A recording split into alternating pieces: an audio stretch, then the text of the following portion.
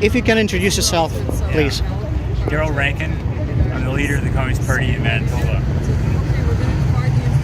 Okay, and can you say a few words why you're here and what brought you out to support this event? I'm here in solidarity with the workers of Ukraine, both Russian and Ukrainian. We're here because we think that there needs to be a peaceful resolution to the conflict that's taking place there. The Russian minority needs rights to protect its interests, just the same way Quebec does in Canada, the French-speaking people do. They need to have the right of determining their own future. It can be done peacefully, or it can be done in a very painful way, the way it's done right now. There's no need for this war, other than to fool people, to blind people into killing, for workers to kill workers. And it's all in the interest of the rich people in Ukraine that this is taking place. The dominant part of the ruling clique in Ukraine is very wealthy, and they want workers to fight each other. I see. Are you Ukrainian yourself, sir? Yes, I'm of Ukrainian heritage, fourth generation from the 19th century. We came here as very poor farmers and workers, and came with socialist ideas while in Canada. Our family's been connected to building up the trade union movement in this country. That's why you see so many Ukrainian names in the trade union movement in this country. And I'm mostly here because of the policy of our own government. That's really a critical thing. Our government voted with only Ukraine and the United States against combating the glorification of Nazism last fall in the United Nations. Over 120 countries voted against the three of us in North America and Ukraine. It shows that we're the source of war danger really is in the world today, when North America is goading war to take place with Russia, with the support of the Nazis in power in Europe right now. If North America succeeds, its economy, they calculate, will benefit and it's a huge disaster. Another great war. Certainly don't need that. But there are some indications of peace that prevailed among capitalist countries, at least the big capitalist countries, since 1945. Is coming to an end, and we need to very much unite against such a danger. Thank you. One more question.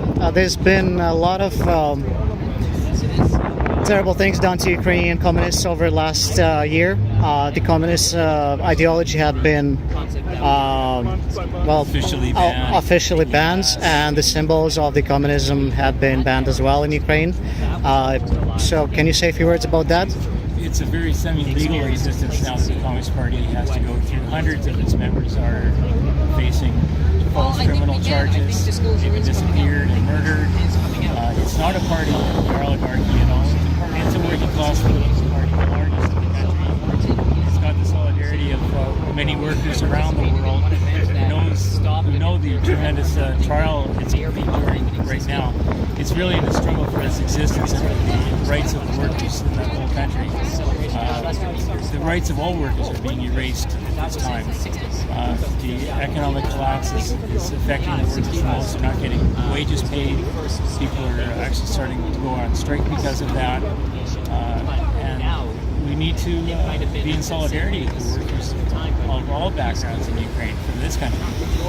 Do you see any political forces inside Canada that are willing to oppose the war in Ukraine or supports the rights and freedoms of the expression inside Ukraine? Not enough. No, there's some voices in the large media that are starting to question, for example, the training of troops by Canada in Ukraine. But they're few and far between. All three political parties in Parliament celebrated the coup d'etat last year. In fact, the former president was called a monkey by the New Democratic Party and Social Democratic Party because everybody knows, according to the NDP, that free trade is deep in the heart of the Ukrainian people, which is wrong. You know, the free trade agreement, what we know about it now in Europe, it is creating a huge economic disaster, catastrophe for the whole country. The NDP is being proven wrong on that, and it's supposed to be the party that's